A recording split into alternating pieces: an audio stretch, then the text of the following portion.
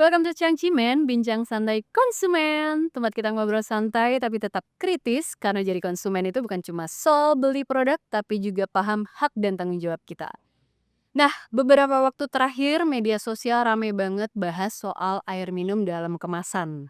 Ada yang bilang air pegunungan, ada juga yang katanya air sumur dalam.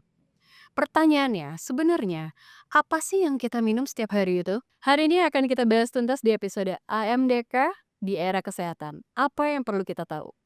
Udah hadir bareng kita 3 narasumber keren di sini. Ada Bapak Mufti sebagai Ketua BPKN, Bapak Rahmat Ketua Umum Aspadin, dan Ibu Diah General Counsel dari Aqua. Baik, terima kasih sudah hadir Bapak Ibu. Langsung aja kita mulai bincang santai-santai hari ini. Oke.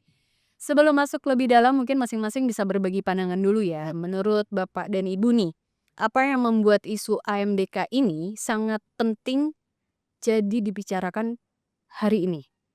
Apakah karena faktor kepercayaan publik, aspek kesehatan, atau transparansi di industri air minum? Ya mungkin gini Mbak Adisti, kalau kami dari asosiasi memandangnya ada hikmah yang sangat positif ya. Baik. Orang itu memperbincangkan sesuatu kalau dia punya interest. Yes. Orang punya interest biasanya dia punya keterkaitan. Jadi kalau kita menyikapi positif, artinya masyarakat itu punya keterkaitan yang erat dengan produk AMDK ini. Oke. Jadi mereka berarti kalau terkait tentu ada rasa sayang. Betul. Tentu mereka selama ini punya keterikatan yang panjang, maka mereka ingin tahu lebih dalam kan. Yes. Jadi kita lihat di setiap satu kejadian selalu ada hikmahnya, positif. Jadi kalau kami dari Aspadin melihat ini adalah hal yang memiliki hikmah positif. Paling tidak dari sisi aliran komunikasi Iya. antara kita pelaku usaha gitu ya Mhm. dengan masyarakat konsumen. Dan ternyata kita butuh yang namanya expert Yes. ya. Para expert inilah yang memberitahu seperti apa sih yang namanya air pegunungan, Betul. air akuifer dalam ya, dan sebagainya. Terus kita pelaku usaha, pemerintah selaku regulator. Yes.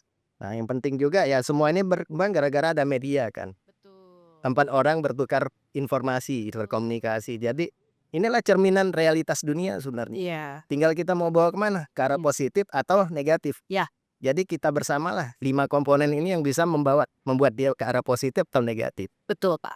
Betul. Ya itu mungkin pandangan dari Aspati. Oke, baik. Banyak yang penasaran secara teknis apa sebenarnya perbedaan antara air dari mata air pegunungan dan air dari sumur dalam atau aquifer. Oke.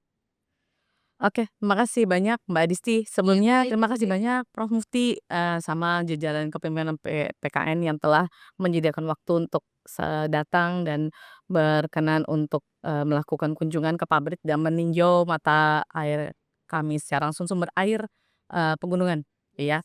Jadi yang selama ini, masyarakat kenal itu kan apa bedanya, kalau di Aqua kami menyebutnya sebagai, air pegunungan. Baik. Karena memang pengambilannya itu adalah air yang meresap dari pegunungan dan kita ambil melalui teknologi pengeboran di sumur, akuifer yang bagian dalam, Oke. gitu. Kenapa, nggak pakai air permukaan atau air, tanah dangkal, karena semakin di atas pasti cemarannya masih makin banyak gitu ya, makin banyak kontaminasi terhadap manusia, hewan, segala macam. Makanya kita pastikan bahwa, air yang diambil itu adalah, sumber air yang memang, dilapisi dengan, kita bilangnya batuan kedap air atau batuan pejal. Oke.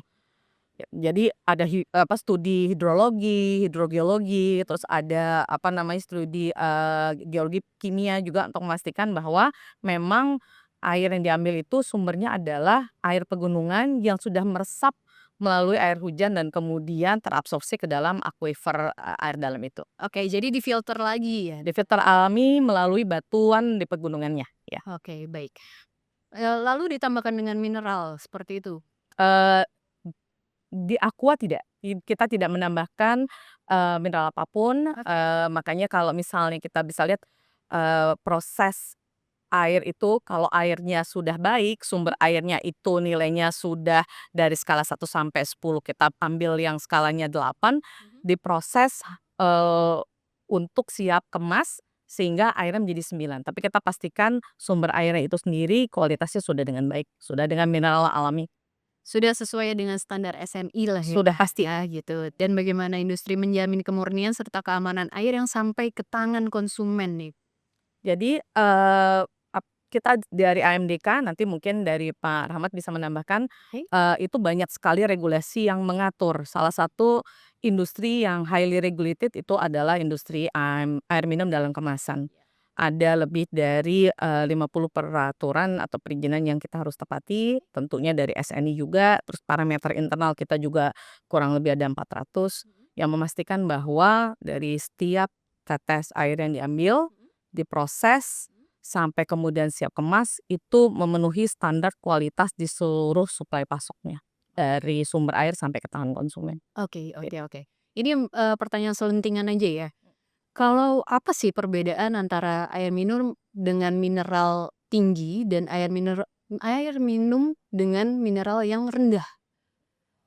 Apa tuh Nah, perbedaannya? mungkin dari Pak Rahmat sebagai Aspadin, Makasih. ya. Ya nanti mungkin bisa Pak Ketua BPKN menambahin dari sisi ini ya, Iya. interest-nya konsumen. Jadi Oh, bedanya air mineral dengan air non mineral katakanlah oke ya. oke. Jadi air mineral itu adalah bagian dari kategori AMDK, Baik. yang mana dia itu sudah mengandung mineral sejak dari sumbernya. Oke. Dilarang menambahkan mineral apapun ke dalam itu, ke dalam produk. Jadi itu secara hukum dilarang menambahkan apapun. Jadi benar tadi yang dibilang oleh Mbak Diah ya, Iya. dilarang kalau menambahkan mineral itu bukan bukan AMDK air mineral. Nah, Oke. bedanya itu. Kalau air yang non mineral, dia mineralnya itu dihilangkan dengan proses macam-macam. Oke. Ada macam-macam teknologinya. Intinya mineralnya dihilangkan. Oke. Jadi itu. Jadi dia menjadi air yang tanpa mineral. Oke. Di situ bedanya, kandungan mineralnya. Yang satu mineralnya ada, didapat dari sumbernya. Yang satu mineralnya tidak ada karena memang dihilangkan. Oke. Ya. Dan apa sih mineral itu fungsinya ke tubuh kita tuh fungsinya untuk Ya. apa? Jadi mineral itu Mbak, kalau kita sedikit flashback ke pelajaran biologi kita, Ya. ke SMA dulu. Hmm. Mineral itu adalah suatu zat yang sangat esensial tapi dibutuhkan dalam jumlah sangat sedikit. Oke. Jadi fungsinya adalah dalam tataran mikro ya, Alright. dinding sel. Baik. Jadi dinding sel jadi kita ini kan terdiri dari air nih manusia, mungkin Iya, 80% air. Nah dia setiap selnya itu ada dinding selnya. Dinding selnya inilah yang membutuhkan mineral. Yes. Kalau kita kekurangan mineral, maka dinding sel ini akan terpengaruh. Oke. Jadi gunanya macam-macam, gunanya sangat banyak, tapi dibutuhkan jumlahnya sangat sedikit. Jumlahnya sangat sedikit. Iya, itu fungsi dari mineral. Oke. Jadi macam-macam, bisa intinya kalau kita kekurangan mineral, kita tidak akan sehat. Oke, baik. Ini mengenai soal isu transparansi dan persepsi publik. Isu di media sosial kan sempat bikin publik merasa khawatir nih, bahkan ada yang merasa dibohongi soal sumber air. Kalau melihat ini dari berbagai sisi, baik dari industri, produsen, dan lembaga perlindungan konsumen, bagaimana seharusnya komunikasi publik dan edukasi dilakukan agar masyarakat paham tanpa menimbulkan keresahan? Mungkin Pak Ketua. Jadi sejak lama sebenarnya kami sudah melakukan rekomendasi kepada pemerintah terkait dengan air isi ulang, air minum dalam kemasan, termasuk juga PDAM, perusahaan daerah air minum kan gitu. Yes. Karena ini menyangkut kebutuhan luar biasa. Ketika masyarakat urban dan kemudian kebutuhan masyarakat kota terhadap air minum ini tinggi, maka upaya untuk mendapatkan keamanan, kenyamanan, dan keselamatan. Keselamatan ini penting karena juga ada banyak hal sumber yang masih kita telisik, misalnya air minum yang disebut PDAM itu kan perusahaan daerah air minum. Yes. Tapi kenyataannya bukan daerah air minum tapi air mandi kan gitu. Betapa kemudian air minum dalam kemasan menjadi sangat penting karena konsumsi rumah tangga, pertumbuhan ekonomi Indonesia itu 56 dikonsumsi oleh rumah tangga kan gitu. Dan 42% adalah komponennya adalah air minum dalam kemasan kan gitu. Betapa besarnya ruang air minum dalam kemasan ini. Sehingga kemudian ketika ada isu sedikit saja misalnya kami BPKN tentu tidak sembarang, kemudian kami kemudian juga meminta kepada Aqua penjelasan secara ilmiah, secara faktual, secara apapun lah. Kemudian datang, alhamdulillah respon bagus. Kemudian kami juga datang ke lapangan kan gitu untuk menyaksikan langsung sumber-sumber bagaimana proses pengeboran, bagaimana sumber. kontak itulah kemudian kami bisa menjelaskan, oh ternyata ini memang, air aqua yang memang seperti iklan kan gitu, Mbak, air murni, bukan air Dari gunung, dari pegunungan. Iya, kalau mungkin kalau saya minum langsung sekarang udah nggak ada sesuatu masalah kan gitu. Kalau dulu, saya zamannya Pak Rahmat, kami minum nggak ada masalah, tapi sekarang kan pasti masalah ketika minum langsung. Kita dulu pakai kaos gini aja bisa selesai kan gitu. Tapi sekarang atau pakai daun-daun kita taruh dulu kemudian kita minum waktu kita kecil. Sekarang nggak mungkin karena kontaminasi dari alam dan kemudian lingkungan ini sangat kompleks kan gitu. Nah, ya udah berbeda lah. begitu kami, agak lama kemudian kami mencoba menganalisa-analisa, oh ini airnya apa itu keluar sendiri kan gitu. Luar biasa, oh berarti sampai dengan jam-jam saya bilang paradoksnya begitu kan untuk membandingkan air yang di sana dan di sini kan gitu. Nah yang kemudian, wah kalau prosesnya seperti ini nggak ada masalah sebenarnya kan gitu dari konteks perlindungan konsumen, malah aman ini, nyaman kan gitu dan harus yakin bahwa AMDK yang lain tentu prosesnya tadi Pak Ketua Umum Pak Rahmat menyampaikan panjang sekali, rigid kan gitu dari mungkin kalau saya pengusaha bingung saya mau usaha ini nggak mampu, nggak berani kita karena mungkin sampai setahun 2 tahun Pak Rahmat ya untuk sampai izin aja kan gitu dan Iya. artinya untuk melalui proses itu dan apalagi nama besar, mohon maaf saya sebut merek Aqua misalnya, nggak gampang untuk mendapatkan SNI sampai BPOM, sampai kemudian izin edar, sampai kepercayaan yang iklannya aja sampai sekarang minum apapun Mbak, tetap Aqua kan gitu Mbak. Minum apa Aqua, sama dengan Sumatera, naik apa, naik kan gitu, padahal naiknya kan gitu lah kok saya sebut merek kan gitu.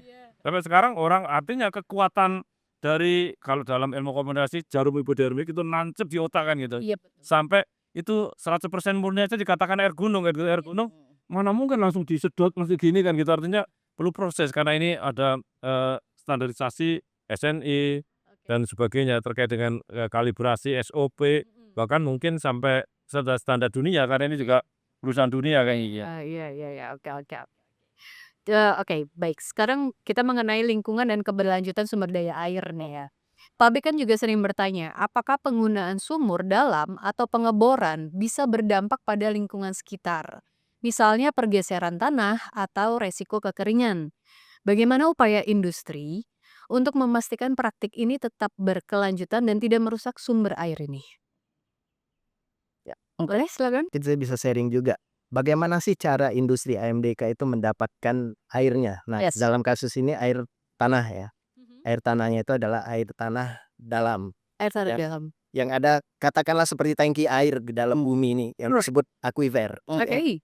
Nah, cara mendapatkannya ya salah satunya yang paling aman itu adalah dibor. Oke. Memang ada cara lain mendapatkannya dikasih oleh Tuhan. Berupa apa? Bumi kita kan kemungkinan bisa retak permukaannya. Retakan itulah keluar airnya dari Iya. aquifer dalam keluar. Tapi waktu dia keluar tentu dia bersentuhan dengan aquifer dangkal. Oke. Begitu dia keluar lagi ke permukaan, dia bersentuhan dengan udara dan bisa bersentuhan dengan aktivitas manusia ataupun hewan. Misalkan manusia paling sederhana bisa bersentuhan dengan pestisida pertanian, Yes. bisa bersentuhan dengan pupuk, bisa bersentuhan dengan misalkan ada industri di situ. Jadi basically air sumur dalam efek positifnya adalah dia sangat terlindungi. Oke. Dan yang kedua dia tidak bersentuhan dengan aquifer dangkal dan air permukaan. Oke. Jadi ya sangat terlindungi. Baik. Jadi sumurnya itu jangan kita bayangkan sumur di rumah saya ya. Saya pakai sumur bor karena PDAM nggak sampai ke rumah saya, Prof. Jadi saya pakai sumur itu totally berbeda sama sekali, Oke. sangat ketat. Nah, tadi terkait dengan kerusakan Iya. lingkungan. Kerusakan lingkungan. Apakah pemboran bisa? Jadi untuk mendapatkan izin kami pemerintah itu punya mapping. Oke. Mapping berdasarkan ketersediaan air tanah. Ada zona merah, ada zona kuning, ada zona hijau. Oke, perbedaannya apa tuh, Pak? Merah, kuning itu artinya air tanahnya sudah beresiko untuk Dia diambil. tidak Jadi bagus ya. hanya boleh mungkin untuk kebutuhan dasar masyarakat. Oke. Mandi, makan, minum, cuci dan sebagainya. Baik. Atau pertanian. Baik. Jadi industri jangan pernah berharap dikasih izin. Oke. Di zona merah, kuning mungkin, tapi kecil sekali kemungkinannya. Iya. Jadi kita hanya punya kemungkinan untuk beroperasi di zona hijau. Alright. Zona hijau itu air tanahnya berkelimpahan. Oke. Nah, jadi itu satu hal. Artinya kita tidak akan mungkin menghabiskan air itu, Ya. industri ya. Ya. Terus yang kedua, kita itu dikasih kuota izinnya. Jadi katakanlah ada potensi berapa di dalam yang kita sebut tangki bawah tanah tadi, itu industri hanya dikasih porsi terkecil oleh pemerintah. Jadi perlindungannya berlapis lagi. Terus kemudian saat kita mendapatkan izin, kita harus punya komitmen melakukan konservasi, pelestarian sumber airnya. Oke, Misalkan misal. yang cara paling sederhana kita melakukan penanaman pohon gitu ya. Yes. Terus kita memastikan dalam radius waktu dulu itu ya sekitar 100 meter. Kita harus memastikan tidak ada aktivitas yang bisa merusak sumber itu. Jadi itu juga perlindungannya. Jadi bisa dipastikan berlapis-lapis pengamanannya. Jadi ya insya Allah pengambilan air tanah dalam oleh industri AMDK itu tidak akan merusak lingkungan seperti tadi yang dicemaskan. Yes. Pergeseran misalkan penurunan muka tanah. Kalau pengambilannya berlebih-lebihan dan Iya. masif mungkin terjadi. Iya, oke. Tapi untuk kasus AMDK sangat tidak mungkin terjadi. Karena izin ini ada expirednya. Oke. Terus izin ini dipantaunya itu Mbak, ada Oke. daerah tertentu yang sudah sangat canggih ya. Ya. Mereka bisa memantaunya jam per jam. Oke. Karena ada sumur pantau dan sumur pantau ini dihubungkan dengan sinyal WiFi langsung ke kantor pusat, katakanlah Badan Geologi ya atau cabang dari Badan Geologi di sana. Mereka memantau apa yang terjadi dengan aktivitas pengambilan air bawah tanah. Jadi berlapis-lapis pengamanannya. Jadi bisa kami cukup yakin bilang bahwa kerusakan lingkungan akibat industri AMDK itu sangat kecil. Oke, oke. Tapi apakah ada oknum yang bandel nih Pak, misalkan tidak concern terhadap resiko ini gitu. Jadi misalkan mereka ya udah main ngebor-ngebor aja, mereka ambil airnya, habis itu udah mereka leave it. Mereka bermain dengan resiko yang sangat besar. Oke. Ya kita nggak yakin ada yang berani seperti itu. Oke. Karena ancaman hukumannya nggak main-main. Yep. Memanfaatkan air tanah tanpa izin itu ada ancaman hukuman penjaranya 5 tahun. Oke. Jadi yang lain-lain itu sudah menunggu tuh. Oke. Buat si pelaku usaha ini. Jadi menurut hemat kami gamblingnya terlalu besar. Oke. Ya. Oke. Tapi kalau misalkan misal nih Pak, kita ke daerah-daerah gitu ya, itu kan dia biasanya punya air minum lokal sendiri nih gitu. Nah itu biasanya didaftarin nggak sih ke Aspadin sendiri? Oh kalau anggota kami saat ini ya alhamdulillah udah 323 Oke. perusahaan. Kalau dari Kementerian Perindustrian jumlah perusahaan MDK tuh sekitar 700 sampai 900. Oke. Katakanlah 900. Jadi anggota kami adalah sepertiga dari populasi industri MDK. Yes. Jadi ya kira-kira seperti itu gambarannya. Oke. Kalau bicara soal izin pengambilan air, kita tahu itu diatur lewat SIPA dari Kementerian ESDM. Nah, dari sisi asosiasi dan produsen, bagaimana memastikan semua sudah sesuai aturan dan tidak menyalahi izin? Oke, mungkin aku sebagai perwakilan produsen AMDK ya. Jadi sekarang kan semua izin perusahaan itu dipantau langsung dan diproses lewat OSS. Oke. Jadi online single system, semuanya itu interconnected, interfacing. Jadi jika satu izin nggak dapat, maka izin yang lain nggak bisa keluar. Oke. Itu Mbak Disti. Yes. Nah, izin itu kemudian pada saat kita mengajukan SIPA, maka seluruh studi tadi yang Pak Rahmat sampaikan ya, ada sumur pantau, terus kita juga Badan Geologi under ESDM itu juga terkadang juga minta ini dia melakukan survei atau berupa pemompaan terhadap potensi sumurnya. Berapa sih maksimum debit yang bisa diberikan gitu ya. Nah kemudian dari situ dan pemantauan historical maka keluarlah izin SIPA berdasarkan debit actual yang dipakai dan tinjauan sumur tadi, tinjauan pemompaan yang dilakukan Badan Geologi sebelum izin itu dikeluarkan. Nah, izin ini juga nantinya akan tentu berkaitan sama izin-izin perusahaan yang lain, baik termasuk izin lingkungan, AMDAL gitu ya, maupun izin yang terkait sama tadi ada Badan POM, ada SNI yang memastikan bahwa seluruh perusahaan yang memproduksi AMDK itu wajib memiliki izin komplit, komprehensif, baru kemudian bisa mengambil air dan memproduksi kemudian memasarkan produknya. Oke, I see. Kalau dari sisi BPKN sendiri Pak, bagaimana Pak? Jadi kita ingin memastikan bahwa konsumen itu memang mengerti sumbernya kan gitu, karena yang diminum kan air kan gitu, dan Betul Pak. ketika mereka sudah yakin ya tentu trust ini yang dibangun karena AMDK ini luar biasa perkembangannya. Kami juga sudah beberapa akan menghubungi beberapa AMDK yang lain kan gitu. tapi belum ada respon kan gitu dan, misalnya dengan respon cepat itu kami senang kan gitu, apalagi dengan asosiasi. Tetapi ada beberapa yang memang belum bisa kami komunikasikan, itu artinya kenapa kok menutup diri kan gitu, padahal Iya. kami hanya ingin lihat sumber, proses kualitas, kemudian proses produksi, sampai kemudian nanti distribusi. Karena komponen distribusi ini juga luar biasa besarnya gitu, hampir 60% komponen produksi MDK ini didistribusi kan gitu. Yes. Sangat clear itu bahwa sebenarnya, air ini yang katanya kemudian murah, kemudian gampang diambil, tinggal hanya ngambil, hanya kirim aja kok mahal kan gitu. Ternyata dalam proses kami turun lapangan, komponen distribusi ini besar sekali dan ini juga sangat dijaga baik oleh beberapa MDK yang memang sudah SNI kan gitu. Yes. Artinya isu lingkungan tadi, kemudian isu dampak yang lain, isu kemudian kuota, kemudian isu mengembalikan air lagi juga menjadi pantauan kami, karena isu lingkungan juga menjadi hal yang menarik ketika nanti suatu saat ini mungkin sekarang masih happy-happy kita, tetapi Iya. ketika 5 tahun, 10 tahun lagi anak cucu kita, mereka mempertanyakan, "Loh gimana itu?" kan gitu. Kemudian ada longsor, ada apa, kami nggak tahu. Oh iya. Hanya kan force majeure kan gitu, faktor lingkungan yang kita nggak bisa pantau tiap hari dan kita percayakan kepada MDK untuk karena standar pemerintah udah cukup rigid kan gitu. Yes. Dari A to Z-nya ini juga Cukup ketat cukup ketat ya, sekali. regulasinya Artinya juga. kalau pelanggaran pun Undang-Undang 5 akan menjadi mendera dari pelaku usaha MDK ini kan gitu misalnya. Jadi ini tentu harus kita waspadai karena undang-undang kami bisa 5 tahun lah belum pidana dan sebagainya, undang-undang SDM, undang-undang kementerian, banyak sekali kalau mau coba-coba main di MDK ini untuk persoalan kan gitu. Yang mungkin kita perlu waspadai air minum isi ulang ini yang menjadi concern sebenarnya semua Iya. orang dan Betul. tadi saya juga menyinggung air PDAM kan gitu, Iya, betul air betul. hanya untuk mandi bukan untuk minum kan gitu. Berarti kalau misalkan, menyangkut tentang air minum isi ulang yang biasa nih Pak, yang kita nggak tahu mereknya apa nih gitu ya, itu apa apakah bagus untuk dikonsumsi oleh konsumen?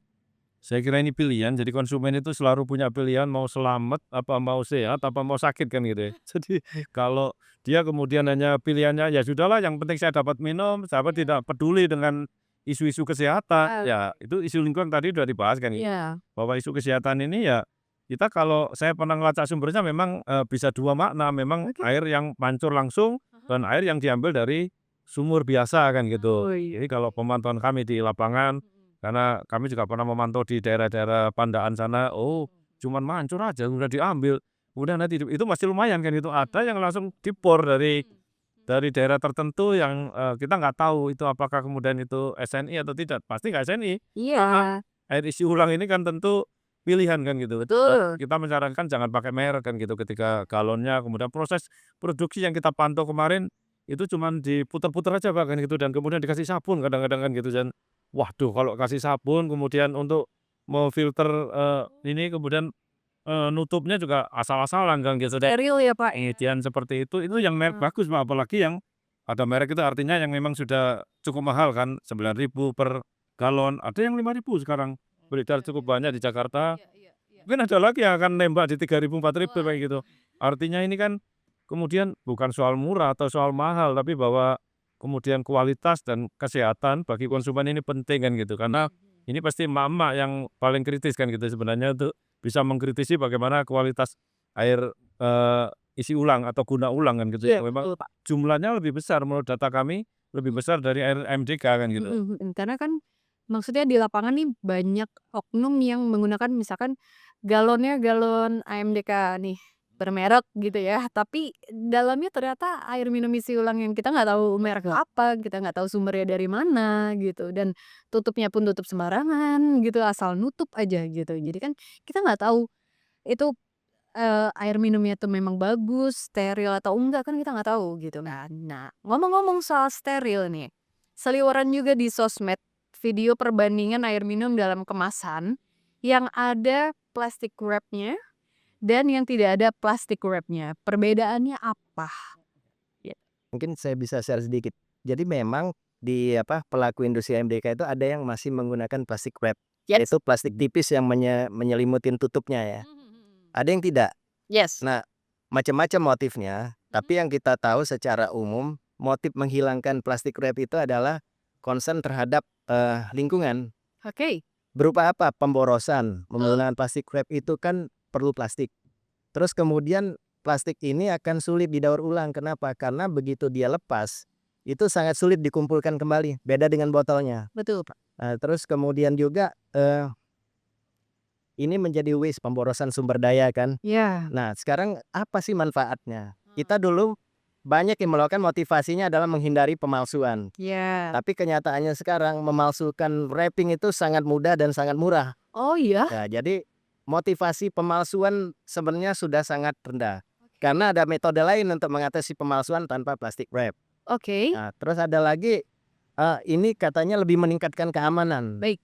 Tapi kenyataannya secara riset, pelaku usaha yang menghilangkan itu punya risetnya. Oke. Itu tidak menambah benefit dari sisi keamanan. Jadi kalau kita lihat, ya yang paling optimum ada yang memilih menghilangkan, Ya. tapi ada yang milih tetap menggunakan. Jadi itu menjadi pilihan. Oke. Dan mereka masing-masing mengkomunikasikan kan, Baik. kenapa mereka memakai, kenapa mereka menghilangkan. Diserahkan kepada konsumen. Nah, disinilah sisi pentingnya konsumen yang cerdas, Mbak. Betul. Konsumen yang cerdas nanti dia akan menjadi konsumen yang berdaya, empower, dan dia akan menjadi konsumen yang kritis. Yes. Konsumen yang cerdas, kritis, dan empowered itu adalah kunci kemajuan industri. Yes. Karena dia akan terus mendorong industri terus berbenah, dan berbenah. Betul, Pak. Jadi itu yang bisa kita sampaikan terkait itu.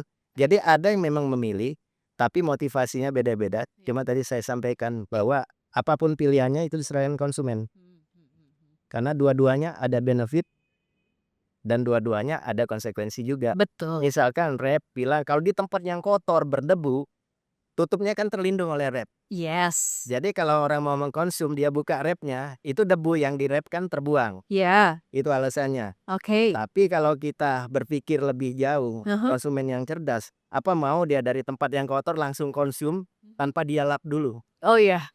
Jadi sebenarnya benefit itu bisa diatasin dengan cara lain yang jauh lebih sederhana, lebih murah, dan lebih ramah lingkungan. Lap aja. Oke. Jadi ya itu salah satu contohnya. Oke. Tapi ini tidak menafikan yang memilih untuk memakai itu. Oke, baik. Ya. Oke, baik. Jadi di kami BPKN dan BPOM itu punya moto kan gitu, yang memang kita dengungkan kemana-mana, klik namanya kan gitu, yang sering sepakatan kami dengan BPOM apa nomor 1 ya kemasan kan gitu. Kemasan harus kita lihat semua, jangan hanya wrappingnya tapi juga tutupnya, kemudian bawahnya, kemudian ini sudah penyok apa enggak kan gitu, dan kemudian ini harus dipantau benar-benar karena kemasan ini tentu kita harus hati-hati kan gitu ketika kemasan yang tentu sudah kemudian tidak berbentuk atau sudah nggak jelas, ya tentu jangan apalagi soal-soal tadi kan gitu. Ya. Yang kedua L ya label kan gitu. Ini Betul. tentu kita harus baca labelnya kan gitu. Yes. Apakah kemudian ada label-label yang nggak sesuai, ya tentu kita harus kawal juga ini, karena kalau Betul. konsumen cerdas pasti 4 ini yang harus dilakukan kan gitu. Iya. Iya. Dan yang ketiga ya izinnya kan gitu, tentu harus dibaca ini ada nggak BPOM-nya, ada nggak izin edarnya, ada halalnya nggak, dan sebagainya kan gitu. Bila perlu juga lihat mereknya kan gitu. Betul. Banyak merek tentu pantauan kami Pak Ketum ada 7.000 kan gitu Pak di daerah-daerah yang data kami juga kami dapatkan gitu, dan tentu ini juga penting. Dan yang terakhir kedaluarsanya ini penting karena Oh ya. itu nggak lihat sekali kalau sudah di galon atau kemudian di Iya. kemasan kan gitu, karena kecil sekali, bahkan ada yang di bawah, ada yang di atas, ada yang sembunyi, Sembunyi di bahkan samping. ada yang pemalsuan. Saya kira Bahkan banyak tidak ada ya. pemalsuan yang kita serukan kepada air minum dalam kemasan, tentu pemalsuan ini gampang sekali kan Iya. gitu. Apakah kemudian merek ini dipalsu dengan wrapping, dengan tutup, kemudian dengan label-label yang lain, sangat mungkin kan gitu. Dan ini gampang sekali sekarang dengan teknologi ini, rumahan-rumahan juga bisa, jangankan MDK, apa aja dipalsukan gitu sih. Soal banyak sekali lah isu-isu pemalsuan yang susu dan kemudian yang lain sebagainya. Iya, iya, baik, baik, baik. Nah, kalau dari sisi konsumen apa peran pengawasan publik agar industri tetap transparan dan bertanggung jawab ya, Pak? Saya kira karena peran pemerintah sudah luar biasa kan gitu. Baik. Artinya ada dewan yang mengawasi, kemudian ada KL, kementerian lembaga yang apabila kena sanksi ini 5 undang-undang akan kena kan gitu di situ, dan sanksinya nggak main-main. Penjara 5 tahun, ada lebih, ada yang juga miliaran dia harus itu, dan kemudian sanksi sosial, sanksi moral juga luar biasa kan gitu. Jadi tidak main-main MDK ini kemudian bisa melakukan dalam tanda kutip kecurangan-kecurangan terhadap produknya kan gitu. Karena Yes. sekali ini ada masalah tentu kasihan kan gitu, apalagi data dari asosiasi tadi mengatakan ada 60% yang UMKM, Iya. UMK kan gitu. Tentu UMKM ini kan rentan ketika modalnya terbatas dan kemudian dia ada masalah, ya wassalam kan gitu. Artinya bisa tutup dengan rata-rata karyawan 500 tentu kasihan kan gitu Iya. kemudian karyawannya bisa seperti itu. Jadi hati-hati sekali ketika mereka melakukan itu, saya sarankan lebih baik maklun kan gitu kalau daripada, melakukan sesuatu yang tidak, cukup kuat untuk di situ kan gitu. Iya iya iya. Nah, kalau dari 5 undang-undang ini apa aja sih, Pak, undang-undangnya? Saya kira banyak sekali yang pertama yang saya pegang ya Undang-Undang Perlindungan Konsumen kan gitu.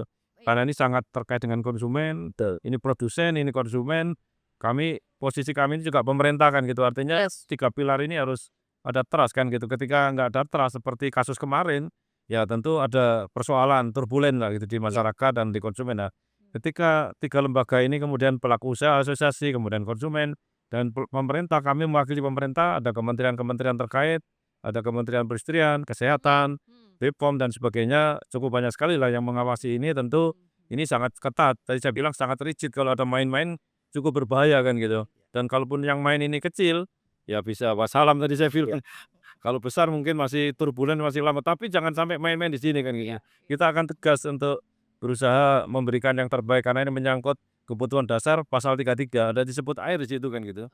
Konstitusi sekali ini. Waduh, Mungkin menambahkan, soalnya lebih banyak ya? AMDK ini adalah industri yang highly regulated seperti Iya. disampaikan oleh ini Bu Diah ya. Oke. Itu benar sekali dan ini melindungi berbagai hal. Yang dilindungi adalah manusianya sendiri, dilindungi adalah alam ya, lingkungan, terus yang dilindungi adalah masyarakat sosial. Jadi kalau kita urut dari belakang, mengambil air kita dikontrol oleh Undang-Undang Sumber Daya Air.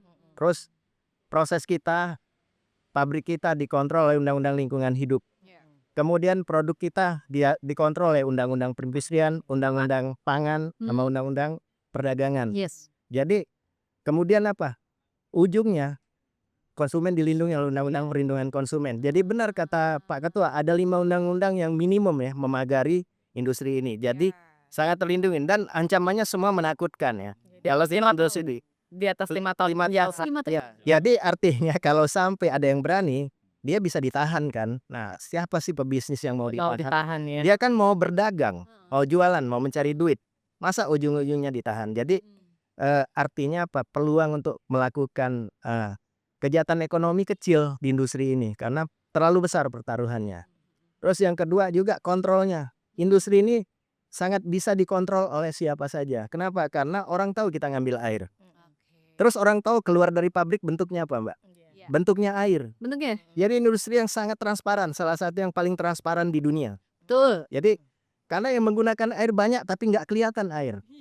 Ada dia mengambil air banyak, keluarnya berupa lembaran-lembaran pakaian. Iya, tekstil. Tapi mengambil air jauh lebih banyak. Contohnya. Oke. Ada yang mengambil air sangat banyak. Tapi orang nggak tahu, orang taunya ada lapangan rumput hijau tempat orang gelundungin bola kecil. Tapi dia banyak sekali mengambil air. Tidak ada yang tahu. Betul, Pak. Jadi ada industri properti ya, mengambil air sangat banyak. Tapi orang nggak kelihatan. Jadi industri yang sangat transparan dan bisa dikontrol. Salah satunya adalah MDK. Orang akan tahu pada saat dia minta izin, orang tahu oh kapasitasnya berapa. Kalau dia bilang kapasitas saya 1000 liter per bulan. Terus dia ngelapornya ke publik, kami cuma produksi 100 liter per bulan. Akibatnya kami cuma ngambil air tanah 100 liter per bulan. Oke. Sangat gampang untuk bilang dia bohong. Jadi setiap orang bisa lihat, kelihatan kan satu truk isinya berapa liter. Satu truk yang keluar dan air AMDK itu keluarnya daily basis, Mbak. Oke. Iya, Jadi karena seperti apa tuh, Pak? inventorinya itu nggak ada yang sanggup lebih dari 1 hari, rata-rata 1 hari. Oke, baik. Nah inilah salah satu kami yang sangat ringkih banget adalah kalau kalau tahu-tahu jalur logistik di stop, Oh, pabrik tutup. of So, course. contohnya ini Iya, jadi iya, curcol iya, dikit iya, deh. iya. Kalau di hari libur nasional kita di stop H-7, H+7. Oke. Puasa pabrik kayak bisa berjalan 14 hari. Iya. Nah bayangkanlah sesuatu yang sifatnya daily basis di stop 14 hari. Dia akan recover, hitung-hitungan kami sebulan lebih. Dan siapa yang menanggung itu? Tentu si pabrik sendiri ya. Iya, betul. Terus karyawannya mungkin, terus transportirnya kehilangan job, Betul. terus konsumen. Iya. Kan tahu masalah klasik, setiap habis libur lebaran, AMDK susah. Iya, betul. Tadinya radius 100 meter, 50 meter Mbak sudah bisa dapat. Heeh. Terus Mbak harus jalan lagi naik mobil bisa 2-3 kilometer. Habis itu Seperti ketemu pedagangnya jual mahal. Iya. Ya naikin 2 kali lipat. Betul. Kalau mau ambil nggak mau dah. Nah itu terjadi bisa Iya. recover-nya sebulan. Jadi nah Mhm. ini salah satu curcol dari sektor AMDK. Iya iya. Mungkin sama seperti kayak kemarin kasus yang gas LPG itu kali ya, itu yang rare itu kali. Jadi yang sifatnya daily basis begitu Heeh. di-stop, Heeh. nah itu sangat ringkih ya. Iya iya. Karena semua stakeholder-nya akan terpengaruh. Oke oke oke oke oke. Sebagai oke oke. Kalau boleh kasih tips nih buat sobat cangcimen, apa yang harus diperhatikan waktu beli air minum dalam kemasan supaya kita yakin produk yang kita minum itu aman, sehat, dan sesuai klaim yang tertera di label? Bapak dan Ya, Ibu, bisa share. Tadi seperti itu klik. Klik itu K-nya itu tadi cek kemasannya, oke. L-nya cek labelnya, I-nya cek informasinya, izinnya, K-nya lagi cek ada kadaluarsanya. Itu minimal yang bisa dilakukan. Klik. Terus cek lagi di situ ada tulisan BPOM, terus MD, People. terus ada nomor. Nah, eh, Bapak Ibu pemirsa bisa cek pakai handphonenya masuk ke website BPOM. Nah di situ klik ada izin edar, masukin nomor tadi. Oke. Kalau dia MDK, begitu dia masukin, Oh, sekarang ada atau bisa pakai QR code bisa juga. dilihat itu ya. Kalau dia ini barangnya MDK, Yes. tapi dia MDK nakal. Oke. Izin BPOM-nya dia palsuin dari izin yang lain. Ya bisa. Begitu diklik di BPOM yang keluar sosis. Oh my Contohnya, god. artinya dia nakal. Dia menggunakan izin edar ada suatu produk sosis buat MDK dia. Apakah pernah ada kejadian seperti itu? Oh, tentu ada. Banyak, Pak. Ya, tapi ini saya kasih contoh yang ini fiktif ya. Oke. Mungkin produk yang lain yang Oke. digunakan. Iya iya. Karena apa sih susahnya bikin nomor, Iya iya. tinggal pesen label. Iya. Tapi dengan abad digital, kamu tidak bisa bersembunyi. Iya. Setiap orang bisa cek. Iya. Jadi konsumen, please, ayo jadi konsumen cerdas dan berdaya. Gunakan handphonemu. Cek. Jadi yang nakal, tangkap. Kamu bisa nangkep siapa aja yang nakal sekarang. Iya. Dan bisa lapor mungkin ke BPKN. Di setiap produk apapun AMDK terutama itu memang sudah ada ini yang bisa dihubungi kan gitu. Betul. Langsung kalau ada apa-apa tolong dihubungi ke pengaduan kan. Call center. Yang kedua ya tentu melalui komunitas-komunitas karena juga Baik. kadang-kadang di grup WA ini kan banyak sekali bisa, oh kenapa kok begitu-begitu bisa di-sharing dulu dengan artinya barangkali bisa nolong. Yang kedua ya tentu terakhir nanti lembaga-lembaga yang seperti kita ini kalau sudah masuk ke lembaga negara tentu prosesnya kan yang besar-besar yang kita tangani kan gitu. Yes. Kalau cuma satu botol kemudian kita tangani ya mungkin effortnya ya mungkin langsung perusahaan bisa langsung delivery, wah cuman penyo aja, cuman apa. Tetapi kalau konteksnya pemalsuan tentu ini menjadi perhatian kita bersama karena bagaimana susahnya tadi pelaku usaha ini kemudian dipalsukan kan tentu juga yang kena efek pada perusahaan itu kan gitu. Jadi ini menyangkut pidana kan gitu. Tentu kita turun tangan di sini karena ini menyangkut Sudah termasuk kita juga kriminal ya. melindungi melindungi pelaku usaha tidak hanya konsumen kan gitu. Ketika ada pelapor pemalsuan tentu dari pihak lain yang memang perusahaan lain yang sengaja menjatuhkan dan sebagainya. Dan kompetisi ini sangat sengit kan gitu. Ibarat balapan itu Formula 1 ini kan ini. Ketat sekali, Betul. salib menyalip dan sebagainya dan saling adu konten, adu isu dan sebagainya kita maklumi lah itu. Tetapi bahwa lagi-lagi klik tadi yang kedua ya tingkat kepercayaan konsumen sendiri kan gitu. Keyakinan itu penting karena Betul. ketika sudah semua label ada tetapi kemudian dia tidak yakin ya jangan kan gitu. Jangan. Karena tentu dia punya customer loyalty ya kepada brand-brand tertentu dan sebagainya itu sehingga nggak mempan diapa-apakan kan gitu. Oke. Sebagai penutup, kalau boleh masing-masing kasih satu pesan utama, apa hal paling penting yang perlu dipahami masyarakat tentang AMDK di era kesehatan ini, dan bagaimana kita semua, industri, pemerintah, dan konsumen bisa berperan bareng menjaga keberlanjutan air dan kepercayaan publik. Oke. Mungkin aku bisa mulai dulu ya Mbak Risti. Jadi Boleh, silakan Ibu. isu ini kalau diambil hikmahnya gitu ya, adalah kesempatan bagi perusahaan kami untuk kemudian memperlihatkan transparansi, akuntabilitas seperti yang tadi Pak Ketua sudah sampaikan juga penting sekali buat konsumen juga tahu seberapa transparan perusahaan AMDK atau perusahaan lainnya terhadap konsumen, baik terhadap dalam hal ini AMDK sumber air yang dipakai, proses yang dijalani, pabriknya ada di mana, sumbernya ada di mana, dan kesesuaian terhadap label maupun iklan. Dari sini kami mendapatkan kesempatan alhamdulillah dari kunjungannya Pak Ketua juga, dari support-nya Aspadin, memberikan edukasi terhadap konsumen, proses mengenai, sumber air, proses segala macam ada di setiap kanal, perusahaan, kanal informasi perusahaan dan tentunya orang jadi tertarik pengen tahu sebenarnya prosesnya seperti apa, Yes. apakah benar sumbernya seperti ini. Jadi, itu satu. Yang kedua adalah konsumen juga bisa lebih kritis untuk melihat, eee, tadi kan Mbak Desi sempat sebutkan bahwa, oh ada orang yang kemudian mengambil, airnya kemudian diam saja. Nah, eee, sumber air tadi itu sebenarnya punya identifikasi sendiri-sendiri, Oke. unik banget. Jadi, air itu bisa punya struktur kimia yang berbeda dari satu sumber ke sumber lainnya. Oke. Sehingga pada saat, kami mengambil gitu ya, kemudian kami tahu itu sumbernya dari air hujan di gunung yang mana, Oh gitu. gitu? Iya, dan itu ada studinya juga, tadi Pak Rahmat kan, bilang ada sumber pantau, terus ada apa namanya, teknologi gitu ya yang bisa pakai WiFi, itu kemudian bisa, dilihat di mana sih, air itu turun, diresapi, kemudian diambil. Oke. Nah, kepedulian terhadap lingkungan, buat konsumen juga pasti penting ya, apalagi untuk konsumen generasi yang muda-muda sekarang ini, melihat di mana sih kewajiban perusahaan untuk melakukan recharge. Recharge tadi ya, ada forestasi, ada memastikan bahwa komunitas di sekitarnya juga mendapatkan bantuan, keberlanjutan gitu ya. Jadi pohon apa yang harus ditanam atau agriculture apa yang kemudian bisa membantu, resapan air gitu ya, Proses ya, tapi proses juga masih reforestasi menghasilkan. lagi. Ya, karena yang paling penting adalah pada saat hujan itu turun, Yuk. hujan itu meresap ke dalam tanah Oke. dan tersimpan. Oke. Nah, yang sering terjadi adalah karena digunduli, hutan banyak ya, pohon yang banyak yang nggak ditanam kembali, hutan digundul, sehingga pada saat air hujan itu datang, instead of masuk ke dalam tanah, kemudian keluar aja luruh gitu. Makanya jadi banjir, jadi longsor segala Iya macam. iya Nah, iya. mungkin saatnya juga masyarakat, bisa diberikan edukasi betapa pentingnya komitmen perusahaan untuk melakukan tadi forestasi dan recharge di area-area di mana air itu kemudian diambil. Baik baik Gitu. baik baik. Oke, kalau dari sisi Bapak Ka BKM kami mengambil tagline ini untuk jok kita adalah, "Ini mata air," kan itu, "jangan sampai jadi air mata," kan itu. Artinya apa? Bahwa, kepada seluruh produsen, jangan yang menggunakan logo-logo gunung, ya. mohon ada penjelasan kan gitu. Kepada kita, kepada konsumen, karena kalau nggak ada penjelasan, ini gunungnya kemana kan gitu, karena gunung ini banyak sekali kan gitu.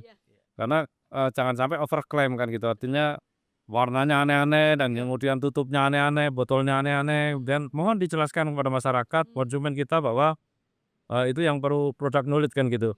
Yang kedua tentu konsumen sekarang udah kritis kan gitu, ada beberapa channel, beberapa media dan dia bisa melakukan langsung, cross check kepada AMDK pelaku usaha, Betul langsung bisa.